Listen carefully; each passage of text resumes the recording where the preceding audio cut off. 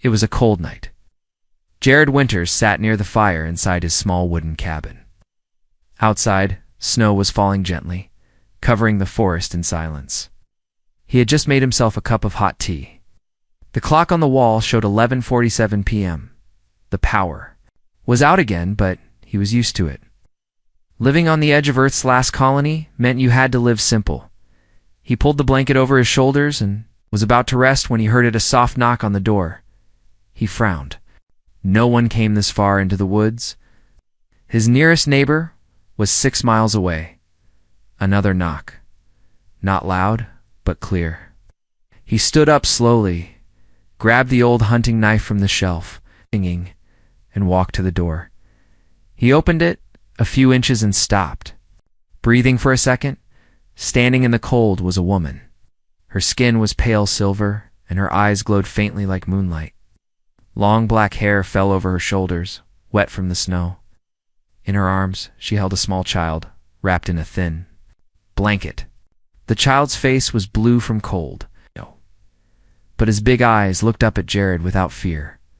The woman opened her mouth to speak, and her voice was soft, trembling, please. She whispered, "We'll leave if you don't want us." Oh. Jared looked. At her bare feet, they were red and bruised. The child clung to her tightly, shivering.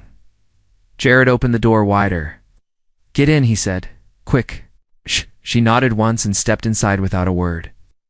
Jared closed the door behind them. The fire was the only light in the room. Jared handed her a towel and motioned to the small couch. She sat down carefully, holding the boy close. He was maybe 4 years old. He didn't cry, just looked around with wide, tired eyes. Jared brought a second blanket and placed it over them. "You're lucky I was awake," he said. The woman looked up at him. "Thank you," she said. Her accent was strange but gentle. "What's your name?" he asked. She hesitated, then replied, "Ariel." Jared nodded. "And the boy, Kieran, my son." Jared crouched beside them. "He needs food, you both do. I'll warm something up." In the kitchen, Jared boiled water and poured it over. Dry soup mix. He found a few crackers and a half loaf of bread. Simple food, but warm. He placed the bowl on the small table in front of them. Ariel fed Kieran first. The boy took slow, careful bites, like he didn't want to waste anything. Then she sipped the soup herself. She held the bowl with both hands, warming her fingers. Jared sat across from them, watching quietly. "You're not from around here," he said. Ariel shook her head. We ran from the mines. The guards were close. I hid in the trees. We walked for days." Jared leaned back in his chair. He had heard rumors about alien labor camps outside the border zone, but he never thought he'd meet someone who escaped from one. "You chose the right door," he said finally. Ariel looked surprised. "You're not angry?" "Most humans." "I'm not most humans," Jared said. "I live alone." "I don't trust the system either." She gave a small smile. It was tired, but real. Later, Jared set up a second bedroll near the fire. "You and Kieran sleep here tonight," he said. "It's warmest by the hearth." Ariel laid her child down and wrapped him in both blankets. He was already asleep. She sat beside him, brushing his hair gently. "You saved us," she said softly. Jared shook his head. "I just opened a door." She looked at him. Her silver eyes glowed a little brighter now, reflecting the firelight. Most would not have. There was silence between them. Only the crackling of fire and the sound of snow hitting the windows. Finally, Jared said, "You can stay tonight. In the morning, we'll figure out what to do next." Ariel nodded. "We will not trouble you." "You're not," he said. As Jared climbed into his own bed, he looked over at the two figures curled up near the fire. The little boy's arm was draped across his mother's chest. Ariel was already asleep, one hand still resting on her child's back. Jared stared at the ceiling. He didn't know who they were running from. He didn't know what danger they brought. But for now, they were safe. Outside, the storm grew stronger, but inside, for the first time in years, Jared didn't feel alone. He closed his eyes and knew tomorrow would not be normal. Not anymore. Asterisk, the morning sun peeked through the frosted windows of Jared's cabin. Snow still covered the ground, but inside, the fire had kept the room warm. Jared woke up to the sound of movement, soft feet padding across the floor and the quiet clink of metal. He sat up quickly. His eyes scanned the room. Ariel was standing by the sink. Her hair was tied back with a piece of cloth, and she was cleaning the few dishes he had left in the basin. Kieran sat nearby, swinging his legs from a wooden chair, holding a half-eaten piece of dry bread. You didn't have to do that, Jared said, rubbing his eyes. Ariel looked over her shoulder. You gave us a place to sleep, she said calmly. I want to help. Jared stood and stretched. His leg ached from an old injury, but he tried not to limp in front of them. You don't owe me anything. Ariel shook her head. My world, we repay kindness. We remember it. Kieran giggled as Jared walked past, holding out the crust of his bread like a trophy. Look, the child said. It's shaped like a bird. Jared smiled. It did look like a bird. Good eyes, kid. After breakfast, Jared poured hot water into 3 metal cups and added herbs for tea. They sat at the small wooden table together. A moment it felt like something normal, like a family.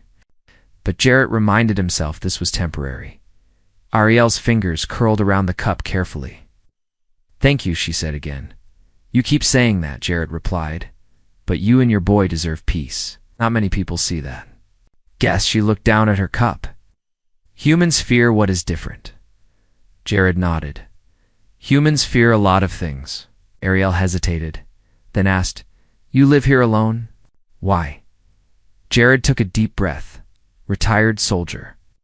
After the war ended, I didn't want to be around anyone. Built this place myself. I like quiet. She studied him. But you opened your door to strangers. I did, he said simply, because no one should sleep in the snow. Later that day, Jared walked to the back of his cabin to chop firewood. He noticed Ariel watching from the doorway. She wasn't standing like a frightened guest anymore. Her posture was strong, her eyes sharp.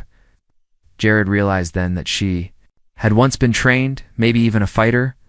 Want to try? He joked, holding out the axe to his surprise. She nodded.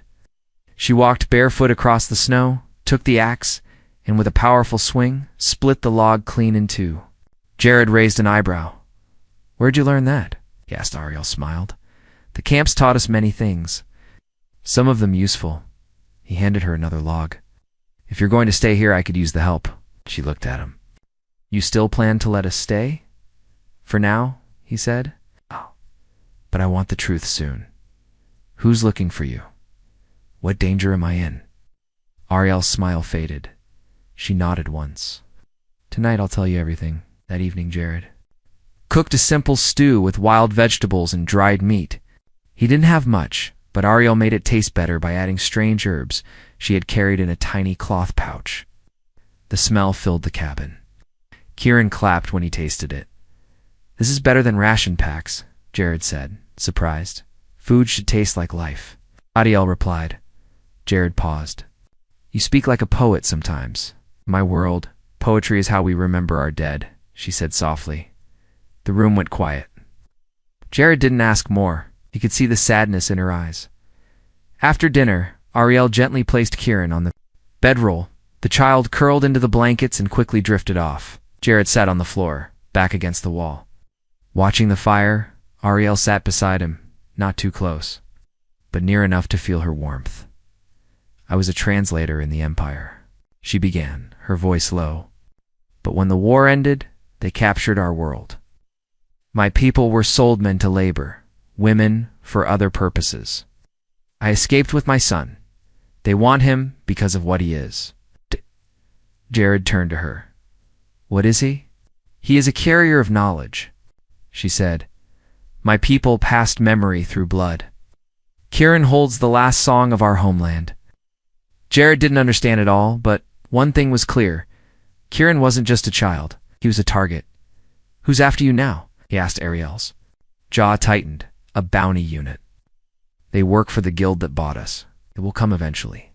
Jared looked at the sleeping child, then back at her.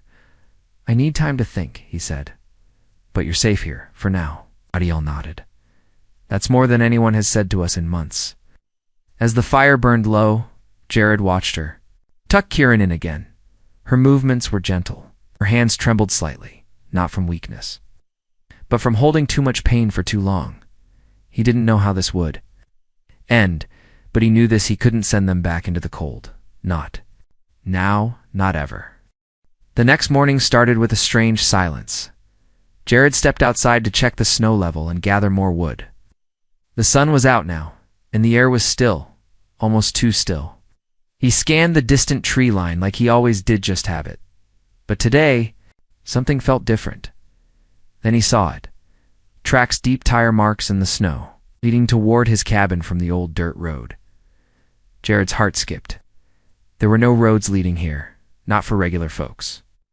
Only patrol trucks used that trail, and only when they were hunting something. He dropped the firewood and rushed back inside. Ariel was wrapping a small shawl around Kieran, humming softly. The child giggled as she tucked a tiny wildflower behind his ear. It was a peaceful sign, but it wouldn't last. Jared shut the door and locked it. "They're coming," he said, grabbing his coat. Ariel froze. "Who?" "Patrol." "Truck." Someone tipped them off. She stood quickly, scooping Kieran into her arms. Her eyes locked onto Jared's. "We'll run. You don't have to protect us. You won't make it far in the snow," he said. "And I'm not letting them take a child." Jared opened the trapdoor under the rug in the corner, his old storm shelter. It was small and dusty, filled with storage crates and a backup generator, but it would hide them. "Go down. Be quiet." "No matter what happens?" Ariel hesitated, her face tight with worry. Then she nodded and descended with Kieran into the darkness. Jared closed the door and pulled the rug back over it just as the knock came. 3 loud bangs.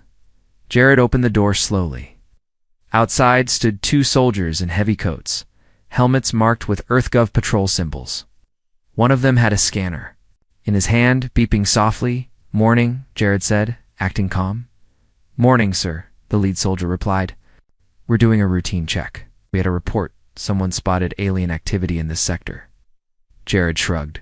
"Only thing alien around here is the food I ate last night. Got a bad stomach." Soldier didn't laugh. He stepped inside. "Without asking, mind if we take a look?" "You're already in," Jared muttered. The second soldier walked around the cabin slowly. He scanned the walls, the fire pit, even the dishes. Jared stood near the table, heart pounding. He prayed Kieran wouldn't cry, that Ariel wouldn't make a sound under the floor. "We picked up unusual tracks," the soldier said. "A small set of feet, not yours." Jared crossed his arms.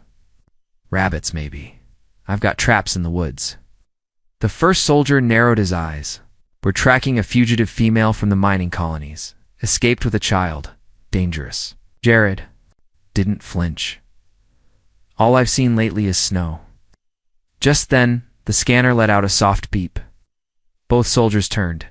The sound came from near the fireplace, right where the trapdoor was. The second soldier stepped toward it. Jared's hand reached behind him, grabbed the poker from the hearth. But before he could act, a log in the fire cracked loudly, sending sparks flying.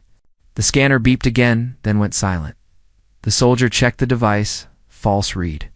"Probably interference from the generator in the basement," the lead soldier nodded. "Let's move on. Nothing here but an old man and bad coffee." Stepped back out into the snow. Jared shut the door, locked it, and didn't breathe until their engine faded into the distance. He dropped to his knees and pulled. Opened the trapdoor. Ariel was clutching Kieran to her chest, both of them completely. "Still, it's okay," Jared whispered. "They're gone." She looked up, her voice shaking. "We heard them. We heard the scanner." Jared nodded. "I almost hit them with a poker. You risked your life. Said you were safe here," Jared replied, "and I meant it." Night Ariel didn't eat much. She stared into the fire for hours. Jared sat beside her but said nothing. He knew that look he had worn it too, after the war. Kieran finally fell asleep with his head in Jared's lap. Jared didn't move. Ariel whispered, "They'll be back. Next time they'll bring dogs. Drones, we cannot stay here. We'll figure something out." "Why do you keep helping us?" she asked. "You could have turned us in for credits. You could have lied less. Why are you risking everything?" Jared looked at the boy in his lap, then at her. "Because someone has to care," he said, "and I know what it feels like. To be hunted, to have no one." Ariel's eyes glistened. She touched his arm softly, her hand warm against his. "Skin, you're not like the others." "I never was," Jared replied. As the fire dimmed, they sat in silence. Outside, the snow kept falling. But inside, something stronger than fear had started to grow. They weren't just hiding anymore. They were becoming something new, a family the world wasn't ready for.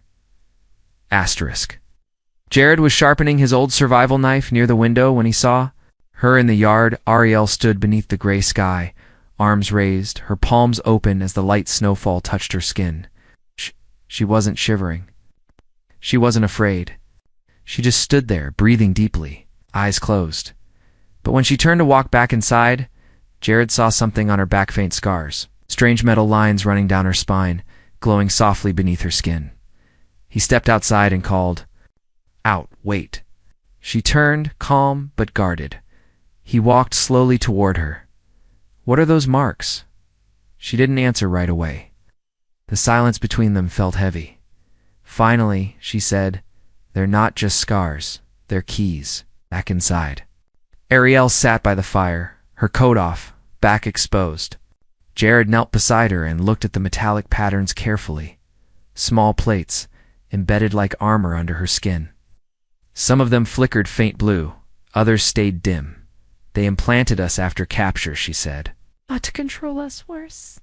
"They used us like living tools." Jared shook his head. "Tools." She nodded. "Each implant holds data, maps, coordinates, locations of mining sites, old ruins, hidden energy wells. I was not just a translator, I was a storage vessel." She looked at him now, serious. "They want my son, because he carries the final pattern. His blood contains what they couldn't extract from me." Jared stared at her. He's just a kid, but his mind is already changing. He remembers things he never saw, hears voices in dreams. He sings in languages that are no longer spoken. Jared sat back slowly. "Why didn't you tell me this earlier?" "I was waiting to see if I could trust you," she said. He nodded. "Fair." Later that night, while Kieran slept soundly beside the fire, Ariel brought out a folded cloth. From her old satchel, inside was a silver pendant, smooth and oval-shaped, about the size of a coin. She placed it in Jared's hand. "This belonged to my brother," she said. "He died in the escape. Before he fell, he gave this to me and said, 'Find the human. He will help you.'" Jared looked up. "What?" She nodded. "He said, 'A human with sorrow in his eyes would save us.'" Jared felt his chest tighten. "That's crazy, maybe. But here we are." He held the pendant up to the firelight. Strange markings shimmered on its surface. "What is it?" he asked. "It's the final key," Ariel said. "Without it, they cannot activate what they're hunting for." "And what is that?" Her voice dropped to a whisper. "A machine. Buried deep in the earth, one that can change the future." Jared placed the pendant down and looked at her carefully. "You're not just some runaway mother. You're part of something bigger. A war. Maybe even a prophecy." "I never wanted that," she said, her eyes tired. "I just want my son to be safe." The next morning, Jared went outside to fix the solar panel damaged in the last storm. As he climbed the ladder, he felt something shift inside him. He wasn't the same man who built this cabin to hide from the world. Now the world had come to him, in the form of a glowing-eyed alien woman and her gifted child. And he had made a choice. Even if he didn't say it out loud, he was going to protect them, no matter what it cost. That evening, as they sat down to eat, Kieran climbed onto Jared's lap without asking. Jared chuckled. "You're getting used to me, huh?" Kieran looked up at him with wide eyes and said, "You feel like home." Ariel looked down at her plate, tears quietly welling in her eyes. She whispered, "He's never said that before." Jared wrapped his arms around the boy gently. He's not wrong. After dinner, Ariel sat on the floor and began humming an old tune in her native tongue. Jared listened quietly, heart heavy and full at the same time. It sounded like a lullaby, but also like a goodbye. He leaned forward. That song. What does it mean? It means, she whispered, even in darkness, I will find your light. Later, when the night grew silent and only the crackle of the fire remained, Ow. Jared took out a small box from under his bed. Inside were military dog tags, old, photos, and a faded letter addressed to him. Ariel came beside him and knelt. Is that your family? Jared nodded. Wife. She passed after the war. I stopped feeling anything after that. She gently touched the photo. Did you feel? Again now. He didn't respond. He didn't need to. That night, they didn't speak much, but when Jared laid down to sleep, he saw Ariel watching him across the room. She didn't look scared anymore. She looked like someone who had found something worth staying for. Jared walked into town for the first time in weeks. The snow had melted just enough to make the dirt roads muddy and hard to cross. But he needed supplies, fuel, dried food, some batteries for the backup radio. He wore his thick coat, cap low. Over his eyes, most folks in town didn't talk much. He liked it that way. But the moment he stepped into the trading post, everything changed there. Right by the door a poster, new, fresh, printed in bold red ink, wanted alien fugitives. Extremely dangerous. Reward. 10,000 credits. Female adult with silver skin. Accompanied by child. Last seen near the outer colonies. Spotted. Contact patrol immediately. The picture wasn't clear, but Jared didn't need it to be. He knew those eyes. Knew that face. Knew that child's outline. It was them, Ariel. And Kire. Jared stood frozen, his hand clenched at his side. Behind him, the shopkeeper, a thick-bearded man named Ro, noticed his stillness. Ugly, ain't it? Ro said, spitting into a tin can. Aliens bringing trouble wherever they go. Heard they stole from a weapons depot too? Jared kept his voice flat. Who reported them? Some drone caught them running. They escaped a mining camp. Officials. Say the mother's trained to manipulate humans. She uses the boy to get sympathy. Jared didn't respond. He just turned and walked straight out. On the way back to the cabin, Jared's boots hit frozen puddles, cracking the surface. His breath came in clouds, his mind racing. 10,000 credits. That was more than most folks made in a year. Enough. To buy land, build a new home, start over. He gripped the bounty paper in his pocket tighter, crumpling it with sweaty fingers. But when he reached the cabin and opened the door, everything inside him settled. Karen ran to him. You're back. Jared lifted him into his arms. The boy's body was warm, soft, trusting. Ariel stood near the fire, her face calm but searching. You found something, she said. Jared pulled out the bounty paper and handed it to her. She didn't blink. She simply read it and whispered, It has begun. They sat in silence after Kieran fell asleep. Jared poured hot tea for them both, fire crackling low. They know exactly what you look like, he said. They're going to come harder now. They won't stop. Ariel held the paper in her hands, staring at her own face printed in red. They never meant to let us go, she said. The bounty is not for justice. It's a message to scare those who'd help us. Jared leaned forward. Tell me the rest. More holding back. Ariel closed her eyes. There is an archive buried beneath the forest mountains, she said slowly. Before my world fell, we encoded our history. Our language, our memories, into data crystals. Those crystals were linked to our bloodlines. Jared frowned. You mean like DNA locks? She nodded. Only descendants can unlock the archive. I am the last adult. Aaron is the last child, and they want that archive. They want to erase it, she said. Wipe our history. Clean. Replace it with theirs. Jared stared at the fire. And they'll kill you to do it. She nodded once. Later that night, Jared walked outside alone. Sky above was clear, full of stars. He stared up, wondering how many of those lights were still alive. How many were already gone. He remembered the war, the screams, the loss, and he remembered what it felt like to come home to nothing.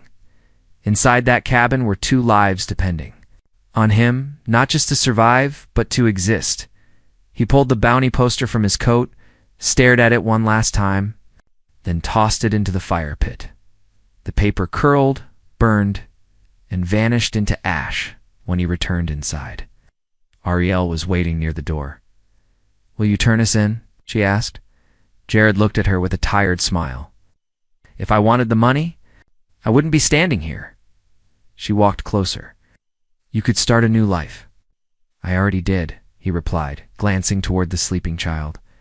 Ariel's voice trembled. "We don't want to bring danger to you." Jared stepped closer now. "You didn't bring danger. It followed you. But it's here now, and so am I." He took her hand, warm and shaking in his. "We're going to find that archive," he said, "and we're going to end this." That night, for the first time, they didn't sleep far apart. They slept beside each other, under the same blanket, not as fugitives and hosts but as something closer. Not yet lovers. Not yet a family, but something in between. Something stronger and outside, in the forest beyond the cabin. A drone passed by, silent, scanning, hunting, but it didn't see them. Not yet. Asterisk had started with a sound Jared hadn't heard in years. High-pitched hum, growing louder by the second. He froze mid-step, holding a crate of firewood, ears wide open. Then came the flicker of light, a red beam scanning across the trees. He dropped the wood and ran inside the cabin. Ariel was teaching Kieran how to write basic letters using charcoal on wood. She looked up before he even spoke, her eyes narrowed, her body tensed. "They found us," she said. Jared didn't ask how she knew. Outside, the trees lit up with red and blue flashes patrol, drones circling low. Moments later, the unmistakable rumble of a hover truck echoed through the forest. Drawing closer and closer, he slammed the trapdoor open. Basement now. Take Kieran. Riel grabbed the boy and ran. Jared pulled the old military crate from under his bed. Inside was his hidden rifle, 2 charged power cells, and a coat with EarthGov markings. He hadn't worn since he left the war. He hadn't wanted to wear it ever again. But tonight, he had no choice. The front door burst open before he could aim. 3 soldiers rushed in, laser rifles drawn. Jared raised his hands, rifle hidden behind the doorframe. "You're trespassing," he said coldly. The lead soldier growled. "We have orders to search this property." "Step back." Jared moved just enough for them to rush in. His pulse thundered in his ears. He could hear Ariel whispering softly beneath the floor. Calming crate. As one soldier stepped over the rug hiding the trapdoor, Jared moved, in a blur. He slammed the butt of his rifle into the soldier's back hard. The man collapsed with a thud. The other 2 turned to slow. Jared raised his weapon. "Get out." "Ah!" he growled. They hesitated, but the lead soldier wasn't scared. He aimed his rifle at Jared's chest. "I don't think you understand, old man," the soldier said. "You're protecting fugitives. It makes you a criminal." "And what does hunting mothers and children make you?" Jared snapped. The standoff lasted 3 seconds. Then, cabin's window shattered. A flash grenade tossed inside. Jared dove to cover the trapdoor. Just as the room exploded with light, downstairs, Ariel felt the blast and held Kieran tightly. The boy was shaking. A piece of the ceiling cracked. Dust rained down. She looked up and whispered, "I'm coming." Then she pressed her hand to her shoulder, and a hidden blade snapped out from beneath her sleeve, above. Jared was on the floor, coughing, ears ringing. A boot kicked him over. Another soldier entered. This one was different. He wore no helmet, and his eyes were cold and sharp. His voice was smooth, calm. "Where are they?" the man asked. Jared didn't answer. The man crouched beside him. "I'm not here to waste time. My job is simple." The mother and her son carried genetic keys to a weapon buried beneath Sector 9. "If they're here, you'll tell me. You'll watch this cabin burn with you inside." Jared spit blood and grinned. "Kneel." The soldier stood and gave a small nod. 2 men grabbed Jared by the arms. One raised a metal rod, ready to strike. Then the floor cracked open. Ariel shot up from below like a shadow, blade flashing. She moved faster than any of them expected, cutting the first man's leg, slashing the second's arm, flipping over the table to grab Jared's dropped rifle. In seconds, the cabin turned into a war zone. Jared tackled one attacker. Ariel shot another clean in the shoulder. Only the smooth-voiced man remained standing, calm, unmoved. He raised a stun baton. Ariel stepped forward, blade raised, but before she could strike, he smiled and threw a small round object to the floor. It pulsed blue, and white a shockwave exploded outward. Jared woke up coughing. The fire was out, smoke filled the cabin. The intruders were gone, so was Ariel. He sat up fast. Kieran. From behind a broken cabinet, the boy crawled out, tears on his cheeks. "They took her," he whispered. "She told me to hide." Jared pulled him close. Everything in the cabin was destroyed. Windows shattered, furniture burned, walls cracked, but nothing hurt more than the empty space where Ariel had been. Jared found her pendant on the floor, cracked down the middle. He closed his fist around it, eyes burning. "She gave herself up to save you," he told Kieran. "Now, we get her back." The boy nodded silently, and in that moment, Jared knew what he had to do. Not hide. Not wait. Fight. He opened the old crate again and pulled out his Black Ops gear, the same kind he wore years ago. A long coat, boots, a pulse rifle with 3 loaded cells, like goggles, and a tracker disc one of the last still active from his unit. He bent down to Kieran. "I need you to be brave. You're her blood, her future. I'll bring her back, I promise." Kieran touched his face. "I believe you."